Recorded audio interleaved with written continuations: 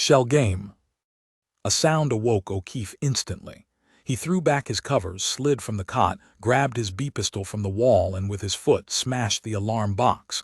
High-frequency waves tripped emergency bells throughout the camp.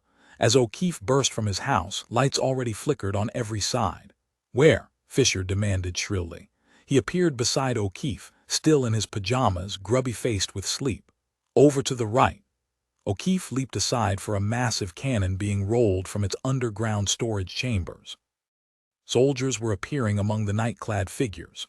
To the right lay the black bog of mists and obese foliage, ferns and pulpy onions, sunk in the half-liquid ooze that made up the surface of Betelgeuse II. Nocturnal phosphorescence danced and flitted over the bog, ghostly yellow lights snapped in the thick darkness. "I figure," Horstakowski said. "They came in close to the road, but not actually on it. There's a shoulder 50 feet on each side where the bog has piled up. That's why our radar's silent." An immense mechanical fusing bug was eating its way into the mud and shifting water of the bog, leaving behind a trail of hard, smoked surface. The vegetation and the rotting roots and dead leaves were sucked up and efficiently cleared away. "What did you see?" Portman asked O'Keefe. "I didn't see anything. I was sound asleep. But I heard them." "Doing what?" "They were getting ready to pump nerve gas into my house. I heard them unreeling the hose from portable drums and uncapping the pressure tanks. But by God, I was out of the house before they could get the joints leaked tight." Daniels hurried up. "You say it's a gas attack." He fumbled for the gas mask at his belt. "Don't stand there, get your masks on." "They didn't get their equipment going," Silberman said. "O'Keefe gave the alarm in time. They retreated back to the bog." "You're sure?" Daniels demanded. "You don't smell anything, do you?" "No," Daniels admitted. "But the odorless type is the most deadly. And you don't know you've been gassed till it's too late." He put on his gas mask just to be sure. A few women appeared by the rows of houses, slim, large-eyed shapes in the flickering glare of the emergency searchlights. Some children crept cautiously after them. Silberman and Horstakowski moved over in the shadows by the heavy cannon. "Interesting," Horstakowski said. "Third gas attack this month, plus 2 tries to wire bomb terminals within the campsite. They're stepping it up." "You have it all figured out, don't you?" "I don't have to wait for the composite to see we're getting it heavier all the time." Horstakowski peered warily around, then pulled Silberman close. "Maybe there's a reason why the radar screen didn't react. It's supposed to get everything, even knocker bats. But if they came in along the shoulder like you said, I just said that as a plant. There's somebody waving them in, setting up interference for the radar." "You mean one of us?" Horstakowski was intently watching Fisher through the moist night gloom. Fisher had moved carefully to the edge of the road, where the hard surface ended and the slimy, scorched bog began. He was squatting down and rooting in the ooze. "What's he doing?" Horstakowski demanded. "Picking up something," Silberman said indifferently. "Why not? He's supposed to be looking around, isn't he?" "Watch," Horstakowski warned. "When he comes back, he's going to pretend nothing happened." Presently Fisher returned, walking rapidly and rubbing the muck from his hands. Horstakowski intercepted him. "What you find?" "Me?" Fisher blinked. "I didn't find anything." "Don't kid me, you were down on your hands and knees grubbing in the bog." "I thought I saw something metal, that's all." A vast inner excitement radiated through Horstakowski. He had been right. "Come on," he shouted. "What you find?" "I thought it was a gas pipe," Fisher muttered. "But it was only a root." "A big, wet root." There was a tense silence. "Search him," Portman ordered. 2 soldiers grabbed Fisher. Silberman and Daniels quickly searched him. They spilled out his belt pistol, knife, emergency whistle, automatic relay checker, Geiger counter, pulse tab, medical kit, and identification papers. There was nothing else. The soldiers let him go disappointed, and Fisher sullenly collected his things. "No, he didn't find anything," Portman stated. "Sorry, Fisher, we have to be careful. We have to watch all the time as long as they're out there, plotting and conspiring against us." Silberman and Horstakowski exchanged glances, then moved quietly away. "I think I get it," Silberman said softly. "Sure," Horstakowski answered. "He hid something. We'll dig up that section of bog he was poking around in. I think maybe we'll find something interesting." He hunched his shoulders combatively. "I knew somebody was working for them here in the camp. A spy for Terra." Silberman started. "Terra, is that who's attacking us?" "Of course that's who." There was a puzzled look on Silberman's face. Seemed to me we're fighting somebody else. Horstakowski was outraged. For instance, Silberman shook his head. I don't know, I didn't think about who so much as what to do about it. I guess I just took it for granted they were aliens. And what do you think those Terran monkey men are? Horstakowski challenged. The weekly pattern conference brought together the 9 leaders of the camp in their reinforced underground conference chamber. Armed guards protected the entrance, which was sealed tight as soon as the last leader had been examined, checked over and finally passed. Domgraf Schwach, the conference chairman, sat attentively in his deep chair, one hand on the pattern composite, the other on the switch that could instantly catapult him from the room and into a special compartment, safe from attack. Portman was making his routine inspection of the chamber, examining each chair and desk for scanning eyes. Daniels sat with eyes fixed on his Geiger counter. Silberman was completely encased in an elaborate steel and plastic suit, configured with wiring from which continual whirrings came. What in God's name is that suit of armor? Domgraf Schwach asked angrily. Take it off so we can see you. Nuts to you, Silberman snapped, his voice muted by his intricate hull. I'm wearing this from now on. Last night somebody tried to jab me with bacteria-impregnated needles. Lanoir, who was half-dozing at his place, came alive. Bacteria-impregnated needles. He leaped up and hurried over to Silberman. Let me ask you if keep away from me, Silberman shouted. If you come any closer, I'll electrocute you. The attempt I reported last week, Lanoir panted excitedly, when they tried to poison the water supply with metallic salts. It occurred to me their next method would be bacterial wastes, filterable virus we couldn't detect until actual outbreak of disease. From his pocket, he yanked a bottle and shook out a handful of white capsules. One after another, he popped the capsules into his mouth.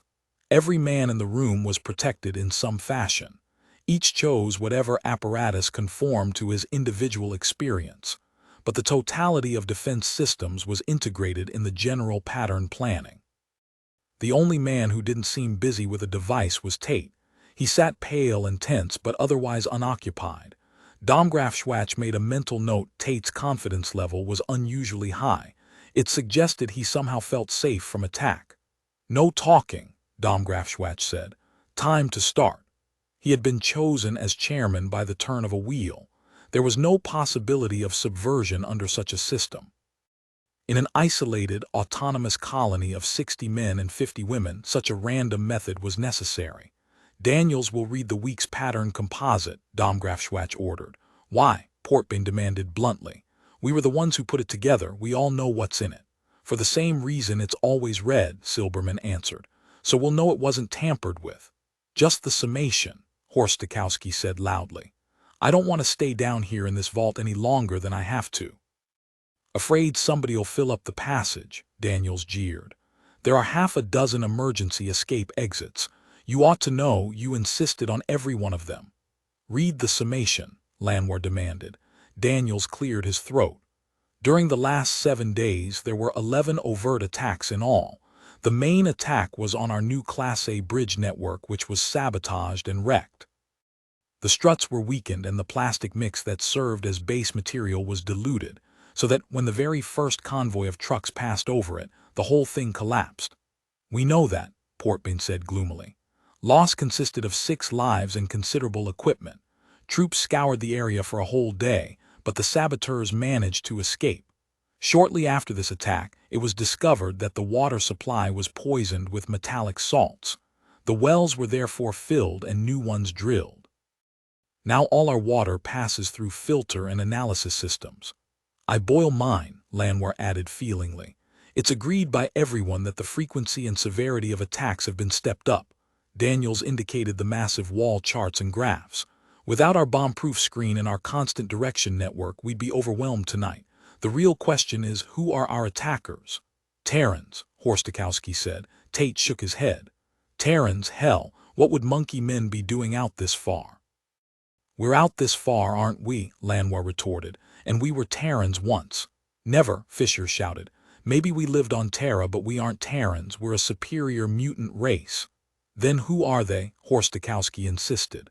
They're other survivors from the ship, Tate said. How do you know? Asked Silberman. Have you ever seen them? We salvaged no lifeboats, remember. They must have blasted off in them. If they were isolated survivors, O'Keefe objected, they wouldn't have the equipment and weapons and machines they're using. They're a trained, integrated force. We haven't been able to defeat them or even kill any of them in 5 years. That certainly shows their strength. We haven't tried to defeat them, Fisher said. We've only tried to defend ourselves. A sudden tense silence fell over the 9 men. You mean the ship, Horstakowski said. It'll be up out of the bog soon, Tate replied. And then we'll have something to show them, something they'll remember. Good God, Lanwar exclaimed, disgusted. The ship's a wreck, the meteor completely smashed it. What happens when we do get it up? We can't operate it unless we can completely rebuild it. If the monkey men could build the thing, Portman said, we can repair it. We have the tools and machinery. And we've finally located the control cabin, O'Keefe pointed out. I see no reason why we can't raise it. There was an abrupt change of expression on Lanwar's face. All right, I withdraw my objections. Let's get it up. What's your motive? Daniels yelled excitedly. You're trying to put something over on us. He's planning something, Fisher furiously agreed. Don't listen to him. Leave the damn thing down there. Too late for that, O'Keefe said. It's been rising for weeks. You're in with him, Daniels screeched. Something's being put over on us. The ship was a dripping, corroded ruin. Slime poured from it as the magnetic grapples dragged it from the bog and onto the hard surface that the fusing bugs had laid down. The bugs burned a hard track through the bog, out to the control cabin. While the lift suspended the cabin, heavy reinforced plastic beams were slid under it. Tangled weeds, matted like ancient hair, covered the globular cabin in the midday sun, the first light that had struck it in 5 years. In you go, Domgrafschwach said eagerly. Portman and Lanwar advanced over the fused surface to the moored control cabin. Their handlights flashed ominously yellow around the steaming walls and encrusted controls. Livid eels twisted and convulsed in the thick pools underfoot. The cabin was a smashed, twisted ruin. Lanwar, who was first, motioned Portman impatiently after him. You look at these controls, you're the engineer. Portman set down his light on a sloping heap of rusted metal and sloshed through the knee-deep rubbish to the demolished control panel. It was a maze of fused, buckled machinery. He squatted down in front of it and began tearing away the pitted guard plates. Lanwar pushed open a supply closet and brought down metal-packed audio and video tapes. He eagerly spilled open a can of the video and held a handful of frames to the flickering light. Here's the ship's data. Now I'll be able to prove there was nobody but us aboard. O'Keefe appeared at the jagged doorway. How's it coming? Lanwar elbowed past him and out on the support boards. He deposited a load of tape cans and returned to the drenched cabin. Find anything on the controls? He asked Portbane. Strange, Portbane murmured. What's the matter? Tate demanded. Too badly wrecked. There are lots of wires and relays, plenty of meters and power circuits and switches, but no controls to operate them. Lanwar hurried over. There must be. For repairs, you have to remove all these plates, practically dismantle the works to even see them. Nobody could sit here and control the ship. There's nothing but a smooth, sealed shell. Maybe this wasn't the control cabin, Fisher offered. This is the steering mechanism, no doubt about that. Portman pulled out a heap of charred wiring. But all this was self-contained. They're robot controls, automatic. They looked at each other. Then we were prisoners, Tate said, dazed. Whose? Fisher asked baffledly. The Terrans, Lanwar said. I don't get it, Fisher muttered vaguely. We planned the whole flight, didn't we? We broke out of Ganymede and got away. Get the tapes going, Portman said to Lanwar. Let's see what's in them.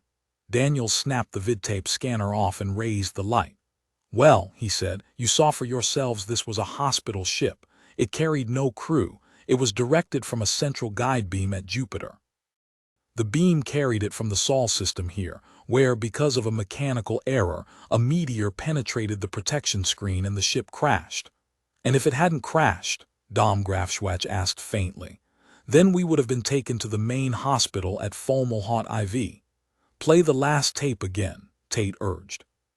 The wall speaker spluttered and then said smoothly, the distinction between paranoids and paranoic syndromes and other psychotic personality disorders must be borne in mind when dealing with these patients. The paranoid retains his general personality structure unimpaired. Outside of the region of his complex, He is logical, rational, even brilliant. He can be talked to, he can discuss himself. He is aware of his surroundings. The paranoid differs from other psychotics in that he remains actively oriented to the outside world. He differs from so-called normal personality types in that he has a set of fixed ideas, false postulates from which he has relentlessly constructed an elaborate system of beliefs, logical and consistent with these false postulates. Shakily, Daniels interrupted the tape. These tapes were for the hospital authorities on Fomalhaut IV, locked in a supply closet in the control cabin. The control cabin itself was sealed off from the rest of the ship. None of us was able to enter it. The paranoid is totally rigid, the calm voice of the Terran doctor continued. His fixed ideas cannot be shaken. They dominate his life. He logically weaves all events, all persons, all chance remarks and happenings into his system. He is convinced the world is plotting against him, that he is a person of unusual importance and ability against whom endless machinations are directed. To thwart these plots, the paranoid goes to infinite lengths to protect himself. He repeatedly vidtapes the authorities, constantly moves from place to place, and in the dangerous final phases may even become. Silberman snapped it off savagely and the chamber was silent. The 9 leaders of the camp sat unmoving in their places. "We're a bunch of nuts," Tate said finally. "A shipload of psychos who got wrecked by a chance meteor." "Don't kid yourself," Horst Stokowski snapped. "There wasn't anything chance about that meteor." Fisher giggled hysterically. "More paranoid talk. Good God, all these attacks, hallucinations, all in our minds." Landwehr poked vaguely at the piles of tape. "What are we to believe? Are there any attackers? We've been defending ourselves against them for 5 years, Portbane retorted. "Isn't that proof enough?" "Have you ever seen them?" Fisher asked slyly. "We're up against the best agents in the galaxy. Terran shock troops and military spies, carefully trained in subversion and sabotage. They're too clever to show themselves." "They wrecked the bridge system," O'Keefe said. "It's true we didn't see them, but the bridge is sure as hell in ruins." "Maybe it was badly built," Fisher pointed out. "Maybe it just collapsed. Things do just collapse. There's a reason for all these things that have been happening." "Like what?" Tate demanded. "Weekly poison gas attacks," Portbane said. "Metallic wastes in the water supply, to name only 2. And bacteriological crystals," Daniels added. "Maybe none of these things exist," Landwehr argued. "But how are we to prove it? If we're all insane, how would we know?" "There are over 100 of us," Domgrafschwach said. "We've all experienced these attacks. Isn't that proof enough? A myth can be picked up by a whole society, believed and taught to the next generation. Gods, fairies, witches, believing a thing doesn't make it true.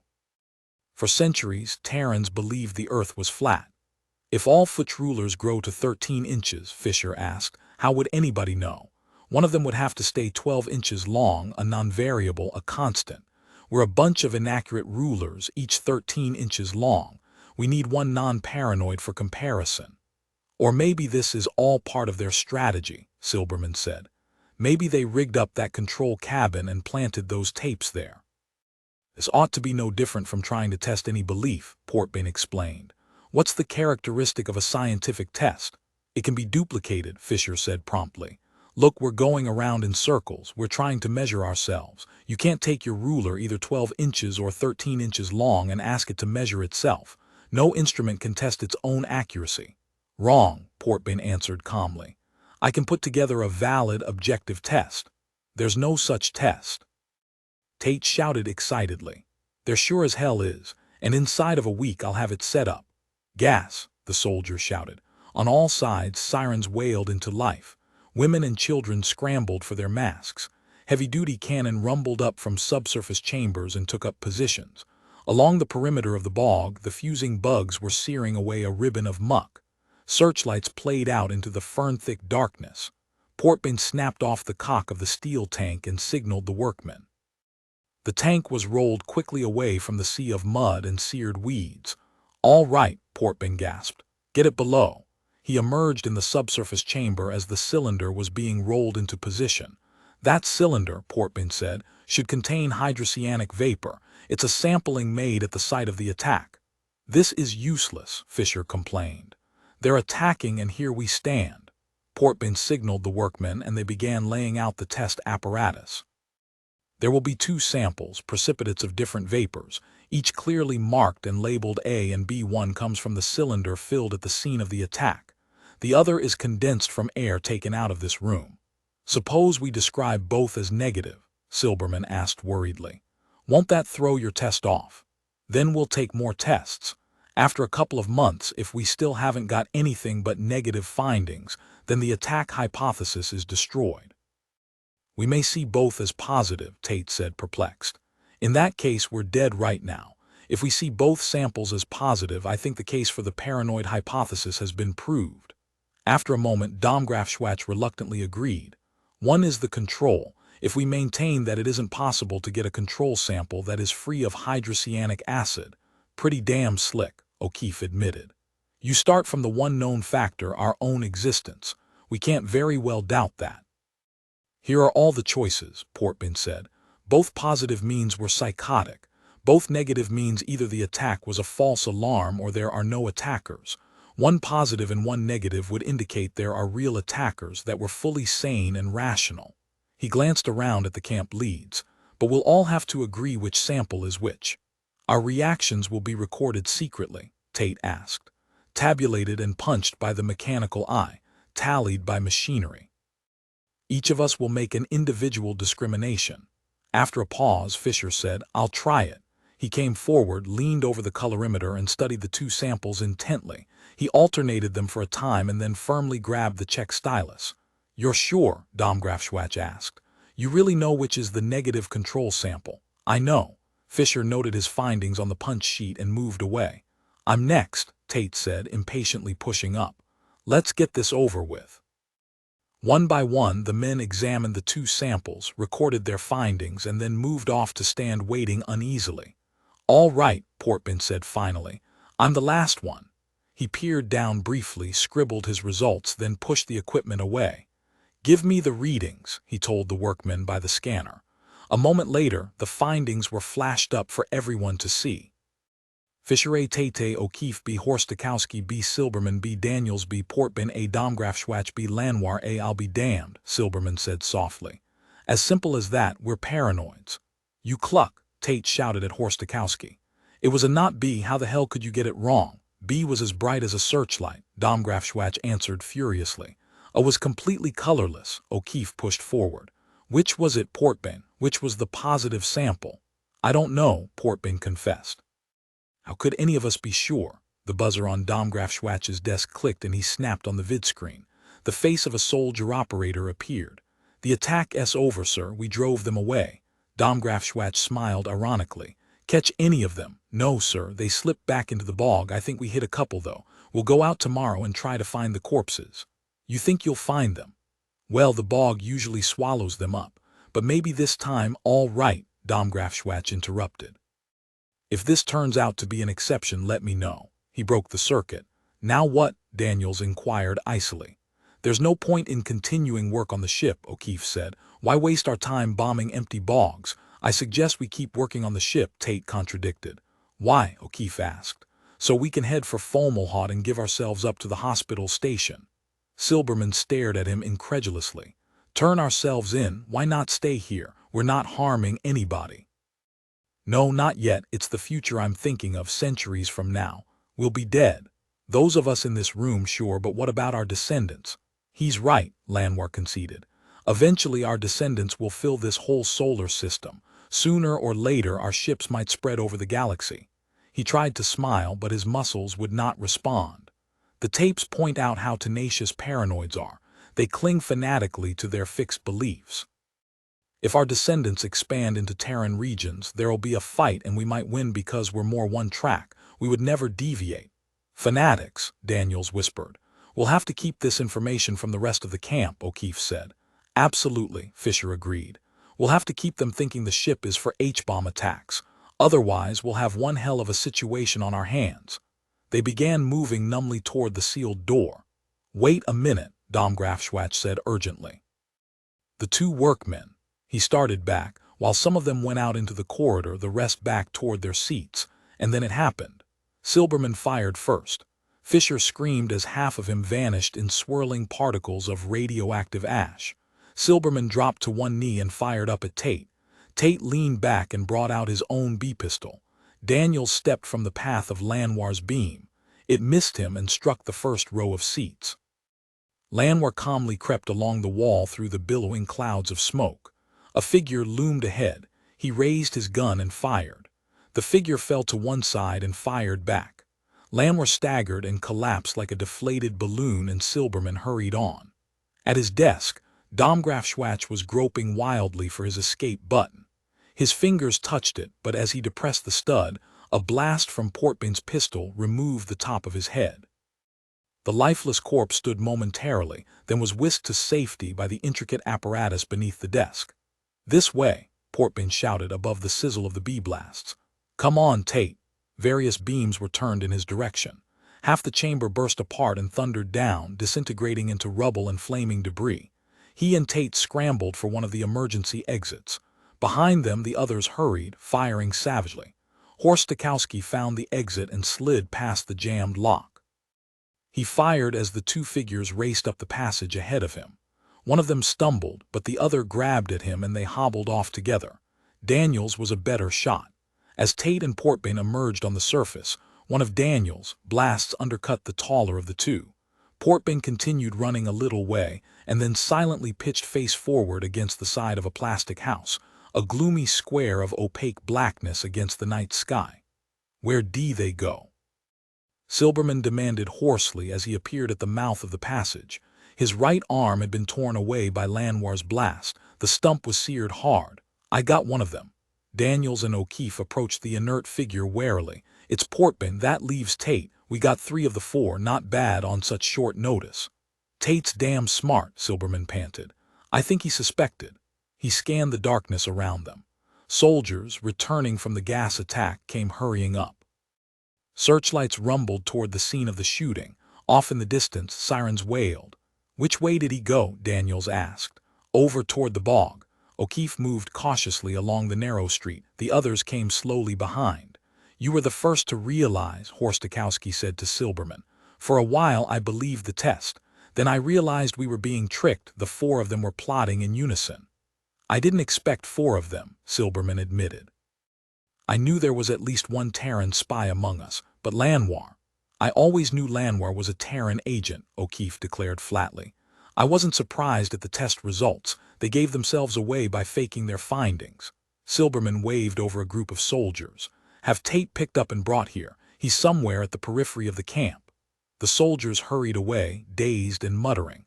Alarm bells dinned shrilly on all sides. Figures scampered back and forth. Like a disturbed ant colony, the whole camp was alive with excitement. "In other words," Daniels said, "the 4 of them really saw the same as we. They saw B as the positive sample, but they put down A instead." "They knew we'd put down B," O'Keefe said, "since B was the positive sample taken from the attack site. All they had to do was record the opposite." The results seemed to substantiate Lanoir's paranoid theory, which was why Portman set up the test in the first place. It was planned a long time ago, part of their overall job. "Lanoir dug up the tapes in the first place," Daniels exclaimed. "Fisher and he planted them down in the ruins of the ship. Portman got us to accept his testing device." "What were they trying to do?" Silberman asked suddenly. "Why were they trying to convince us we're paranoids?" "Isn't it obvious?" O'Keefe replied. "They wanted us to turn ourselves in. The Terran monkey men naturally are trying to choke off the race that's going to supplant them. We won't surrender, of course. The 4 of them were clever. They almost had me convinced. When the results flashed up 5-4, I had a momentary doubt. But then I realized what an intricate strategy they had worked out." Horst Stokowski examined his B-pistol. "I'd like to get hold of Tate and wring the whole story from him, the whole damn account of their planning, so we'd have it in black and white." "You're still not convinced?" Daniels inquired. "Of course, but I'd like to hear him admit it." "I doubt if we'll see Tate again," O'Keefe said. "He must have reached the Terran lines by now. He's probably sitting in a big intersystem military transport giving his story to gold-braid Terran officials. I'll bet they're moving up heavy guns and shock troops while we stand here." "We'd better get busy," Daniels said sharply. We'll repair the ship and load it with H-bombs. After we wipe out their bases here, we'll carry the war to them. A few raids on the Sol system ought to teach them to leave us alone." Horst Stokowski grinned. "It'll be an uphill fight. We're alone against a whole galaxy, but I think we'll take care of them. One of us is worth 1,000,000 Terran monkey men." Tate lay trembling in the dark tangle of weeds. Dripping black stalks of nocturnal vegetables clutched and stirred around him. Poisonous night insects slithered across the surface of the fetid bog. He was covered with slime. His clothing was torn and ripped. Somewhere along the way he had lost his B-pistol. His right shoulder ached, he could hardly move his arm, bones broken probably. He was too numb and dazed to care. He lay face down in the sticky muck and closed his eyes. He didn't have a chance. Nobody survived in the bogs. He feebly smashed an insect oozing across his neck. It squirmed in his hand and then reluctantly died. For a long time its dead legs kicked. The probing stalk of a stinging snail began tracing webs across Tate's inert body. As the sticky pressure of the snail crept heavily onto him, he heard the first faint far-off sounds of the camp going into action. For a time, it meant nothing to him. Then he understood and shuddered miserably, helplessly. The first phase of the big offensive against Earth was already moving into high gear. If you enjoyed this or any of my other work, please be sure to like and subscribe, as it really helps with the algorithm. And if you really enjoyed this, please leave me a tip via the link in the description. Thanks for listening.